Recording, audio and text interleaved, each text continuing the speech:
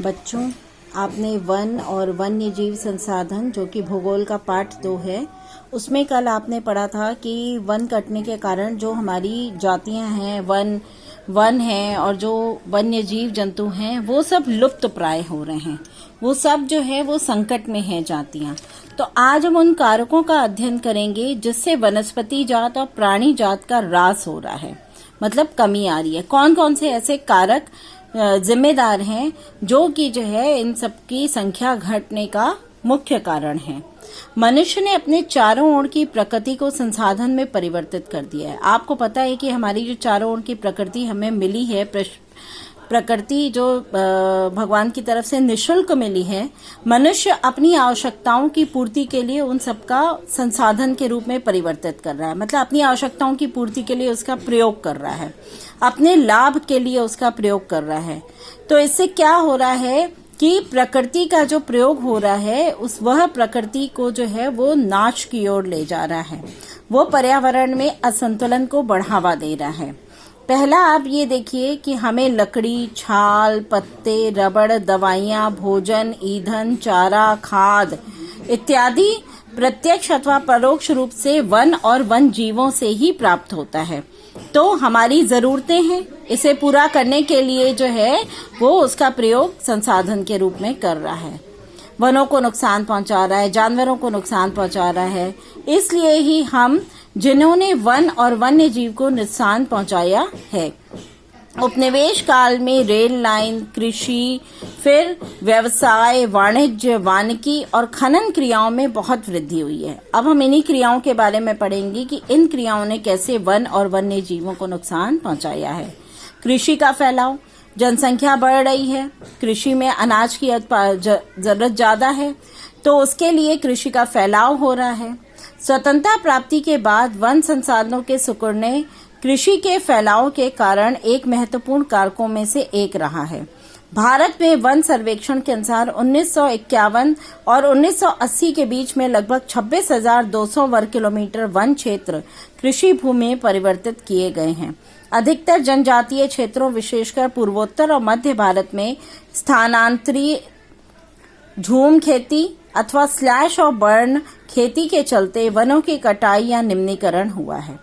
फिर उसके बाद है विकास परियोजनाएं। हमारा विकास करने के लिए अलग अलग परियोजनाएं बड़ी बड़ी चल रही हैं, जिससे भी जो है वो वनों को नुकसान पहुंचा है। बड़ी विकास परियोजनाओं ने भी वनों को बहुत नुकसान पहुंचाया है।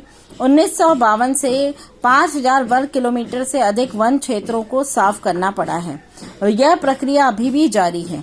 मध्य प्रदेश में 4 लाख हेक्टेयर से अधिक वन जो हैं वो नर्मदा नदी परियोजना के पूर्ण होने तक जलमग्न हो जाएंगे। फिर आता है खनन। आपको पता है कि जमीन के नीचे से खनिज निकाले जाते हैं। जितनी बड़ी बड़ी फैक्ट्रीज, उद्योग चल रहे हैं उसके लिए हमें खनिजों की आवश्यकता है, तो उसके लिए हमें खनन अधिक करना पड़ता है। तो खनन से वनों की बर्बादी भी वन जो है वो बर्बाद होते हैं खनन से। पश्चिम बंगाल में बक्सा टाइगर रिजर्व डोलोमाइट के खनन के कारण गंभीर खतरे में है। इसने कई प्रजातियों के आवासों को नुकसान पहुंचाया है। कई जातियों, जिनमें भारतीय हाथी भी शामिल हैं, के आवागमन मार्ग को बाधित किया है। फिर आप देखते हैं कि पशुचारण और ईंधन कटाई, ईंधन के लिए जो लकड़ी काटते हैं। वन संसाधनों की बर्बादी में पशुचारण और ईंधन की कटाई के लिए महत्वपूर्ण भूमिका निभाते हैं। वन पारिस्थितिकीय तंत्र देश के मूल्यवान पदार्थों, खनिजों और अन्य संसाधनों के संचय कोष हैं, जो तेजी से विकसित होती औद्योगिक शहरी अर्थव्यवस्था की मांग की पूर्ति के लिए बहुत महत्वपूर्ण है। तो ये जो है इस वन हमारे लिए कितने जरूरी हैं।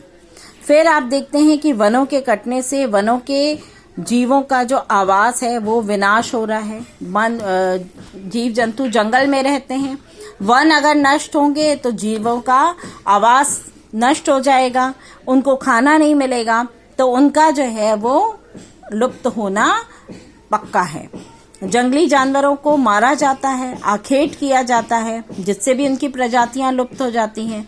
जैसे काला हिरण है, चीता है, लोग अपने शौक के लिए इनको मारते हैं या इनकी खालों को बेचने के लिए। और आप देख रहे हैं कि पर्यावरण प्रदूषण, इससे भी वनों और जानवरों को नुकसान हो रहा है। विषाक्तीकरण, जो केमिकल्स निकलते हैं उद्योगों से, उससे भी जो है वनों को नुकसान होता है, जानवरों को नुकसान होता है। दावानल का मतलब है कि कभी कभी जो है जंगलों में अपने आप से आग लग जाती है, जिसको दावानल बोलते हैं। तो जंगल में जब आग लगेगी तो पशु पक्षियों का जो आवास स्थल है उसका नुकसान होगा। वो बेचारे वो भी जल जाते हैं और उनका आवास का भी नुकसान होता है, जिससे उनको खाना और आवास जब नहीं मिलेगा तो वो मर जाते हैं। फिर संसाधनों का असमान बंटवारा व उनका असमान उपयोग।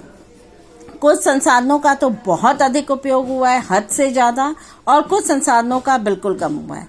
तो जहाँ पे हद से ज्यादा संसाधनों का उपयोग हुआ है वहां पे तो वनों का विनाश हुआ है, साथ ही साथ वन्य जीवों के भी आवास का नुकसान हुआ है। ये सब कारण जो है ये क्यों हो रहे हैं? जनसंख्या वृद्धि के कारण। जितनी अधिक जनसंख्या बढ़ेगी उतनी जरूरतें बढ़ेंगी, जरूरतें जितनी बढ़ेंगी उतना हम वनों को काटेंगे। तो जनसंख्या वृद्धि जो है ये बहुत महत्वपूर्ण कारण है।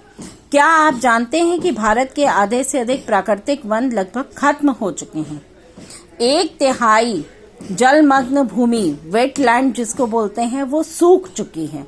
वेटलैंड बहुत जरूरी होती है, वो जमीन जो है वो बिल्कुल सूख चुकी है। 70% धरातलीय क्षेत्र, जिसमें धरातलीय जल क्षेत्र जो वाटर बॉडीज हैं वो प्रदूषित हैं।